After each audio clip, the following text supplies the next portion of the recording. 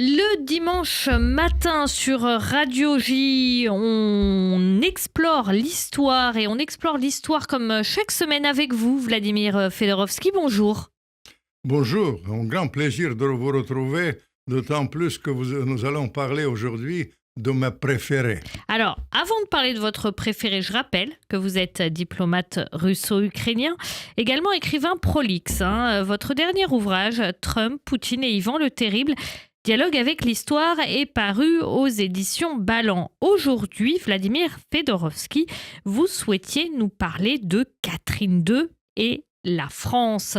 Pourquoi est-ce important pour vous d'en parler aujourd'hui ? Euh, Catherine II, ça nous donne un exemple assez étonnant. Étonnant sur le plan humain.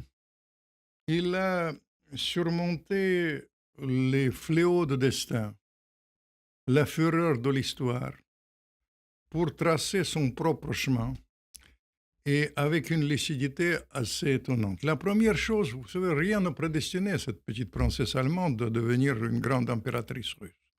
Elle était choisie pour se marier avec quelqu'un qui était disgracieux, qui est devenu l'héritier de la tsarine précédente, Pierre III, un garçon qui ne s'intéressait pas. Elle était vaguement sa cousine, mais il ne s'intéressait pas du tout d'elle. Elle pensait que c'était un mariage comme ça imposé, et il y avait toute une différence de démarche qui nous réconforte, parce que, vous savez, c'est une dame qui, quand elle est venue en Russie, elle est devenue russe plus que russe. Et elle a adopté ce pays, elle a étudié, elle est devenue orthodoxe, évidemment, cela va sans dire, mais il a souligné quelque chose de très profond et très intéressant pour l'avenir. Il a souligné l'universalisme de la culture russe, surtout son ouverture vers l'Occident. Et dans cette démarche, la démarche vers la France, c'était essentiel. Catherine, qui parlait évidemment la langue française, Catherine qui a pris dès le début... Pourquoi, quand on veut aller vers l'universalisme de la Russie, Catherine II, pourquoi elle choisit de se tourner précisément vers la France ?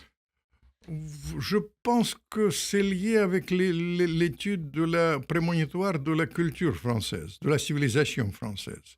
Parce qu'évidemment, l'histoire française, avec sa richesse, ça l'a intéressée, mais elle a pressenti quelque chose d'essentiel dès le début. Elle a pressenti que le siècle de Lumière va changer la donne. Et elle a commencé dès le début, elle a une idée qui n'était pas évidente pour cette petite princesse allemande devenue la tsarine russe, de commencer des contacts avec le meilleur de la France. Avoir l'ouverture, il a contacté Voltaire, il a acheté plus tard la bibliothèque de Diderot, tous les siècles de Lumière, ça l'a intéressé profondément. C'était un bon écrivain, il écrivait en français d'ailleurs, et il a fait de ça quelque chose d'essentiel. Puis, encore une fois, on revient aux choses essentielles et intéressantes pour aujourd'hui. Elle pensait toujours que la France et la Russie n'ont pas de contradictions.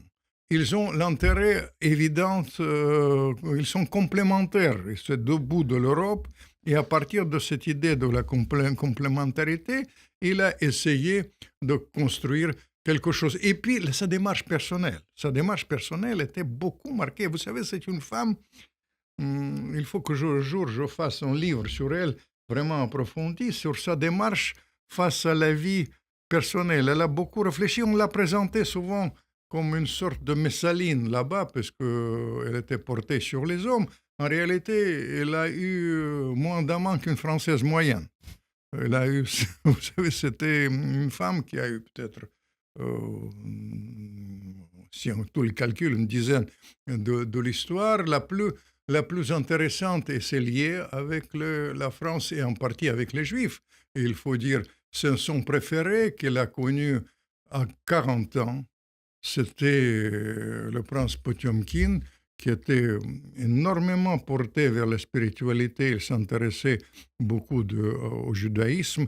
C'est lui qui a voulu d'ailleurs donner les armes aux Juifs de l'époque, qui ont été des parias. Il voulait, parmi les régiments de la garde impériale, il voulait créer une garde juive spécialement, etc. Bref, Catherine, elle a eu toute une réflexion comment développer ça. Il faut dire que quand elle a voulu, un exemple assez étonnant, par exemple, son histoire, c'est avec les hauts et les bas, mais finalement, elle n'aimait pas tellement son fils, qui sera son héritier, Paul Ier. Il préférait Alexandre Ier, son petit-fils extraordinaire. On va en parler dans une chronique spéciale, puisqu'il a des rapports approfondis avec Napoléon. Et je dois vous dire comment il l'a formé. Ça va vous étonner. Il lui a donné la déclaration au tsar de la Russie. Il donnait à lire, elle lisait avec lui la déclaration des droits de l'homme. Elle lui envoyait les républicains absolument convaincus de la Suisse francophile par l'excellence pour la former la harpe.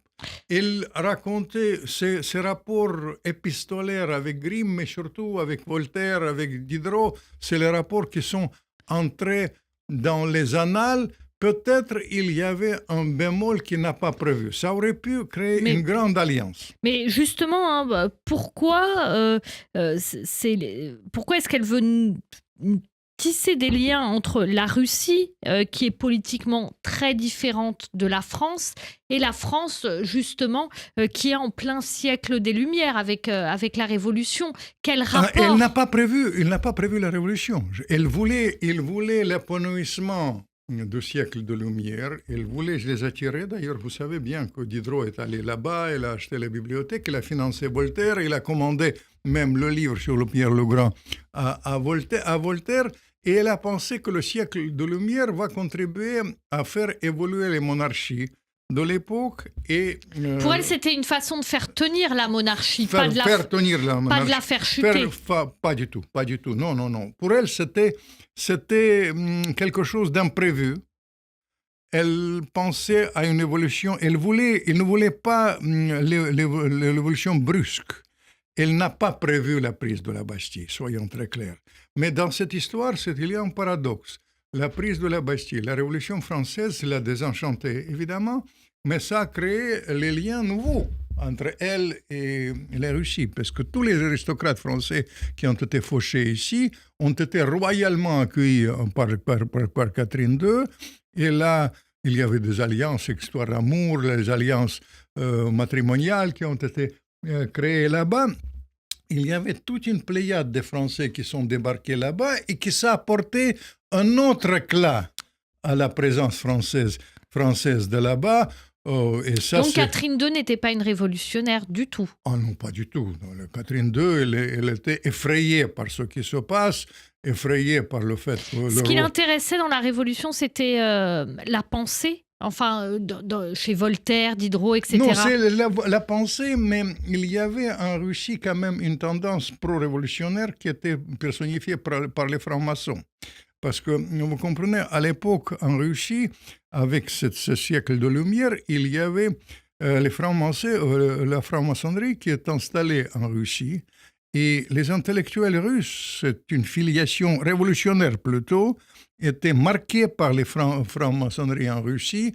Et finalement, ça a donné une autre courant de pensée qui sera triomphé plus tard par les bolcheviks. Et tout ça, c'est Catherine II, mais ça reste une tsarine qui n'est pas allée jusqu'au bout de sa démarche. Je vais vous dire. Pourquoi ? Parce que, justement, il y avait cet handicap. Elle était trop pragmatique, à mon sens, dans la réalité. Elle voulait aller vers le sens du siècle de Lumière, mais elle voulait que ça se passe dans l'ordre, sans changement brusque, sans révolution.